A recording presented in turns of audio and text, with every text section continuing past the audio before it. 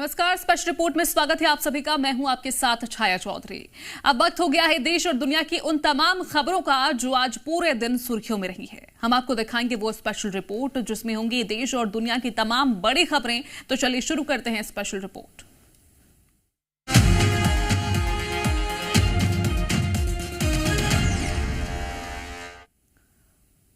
देखिए, जंग के हालात खाड़ी में बने हुए हैं। इजराइल ईरान और हिजबुल्लाह से टक्कर ले रहा है, दुश्मन से निपट रहा है। लेकिन भारत का पड़ोसी नालायक मुल्क पाकिस्तान नेतन्याहू को चुनौती दे रहा है। पहले ख्वाजा आसिफ ने इजराइल को कैंसर बताया था, अब एक मौलाना ने इजराइल के खात्मे की बात कही है। यानी नेतन्याहू का नया टारगेट अब पाकिस्तान बनने वाला है।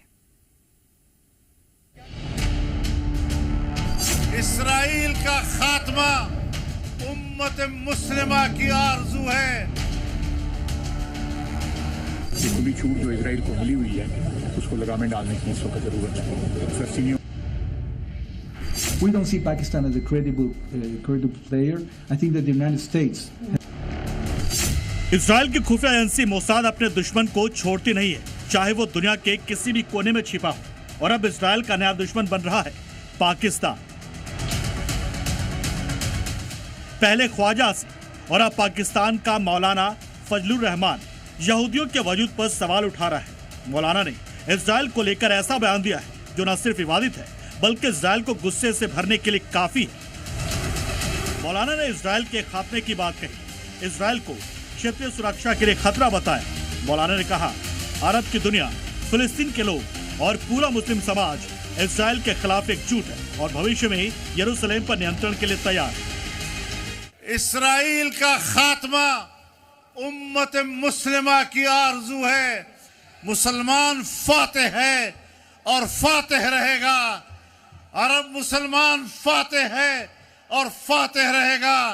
फिलिस्तीन फातेह है और फातेह रहेगा।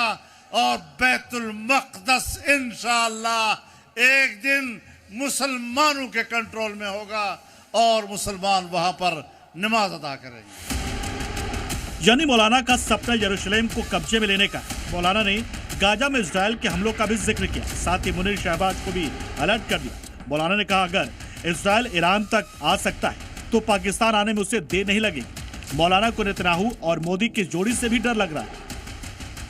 मैंने पार्लियामेंट में भी ये बात की थी कि इस्राइल तजावुज करते करते अगर ईरान तक पहुंचता है तो पाकिस्तान के दरवाजे पर खड़ा हो जाता है।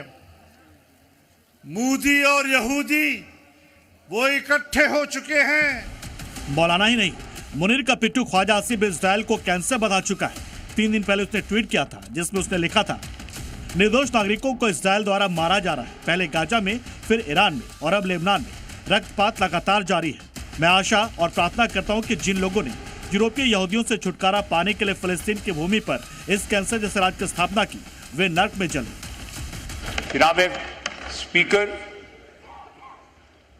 मुस्लिम दुनिया को, आलमे इस्लाम को एक बात जो है रिकॉग्नाइज करनी चाहिए कि हमारा असली और अबदी दुश्मन जो है, जहां हिंदुस्तान है वहां इजराइल भी है।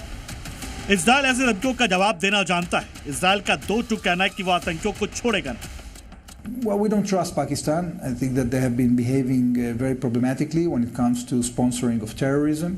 They don't recognize our state. The Americans have decided to get their assistance, their facilitation. That is their choice. From our point of view, we trust our American friends. मदस्ता का ढोंग रचने वाला पाकिस्तान इजराइल से नफरत करता है, ये जग जाहिर है। पाकिस्तान के मौलाना, पाकिस्तान के नेता इजराइल के खात्मा का सपना देखते हैं, लेकिन जो मुल्क मिडिल ईस्ट के देशों से नहीं डरा, वो पाकिस्तान जैसे डरपोक और कमजोर देश से भला क्या डरेगा। ब्यूरो रिपोर्ट, जी मीडिया।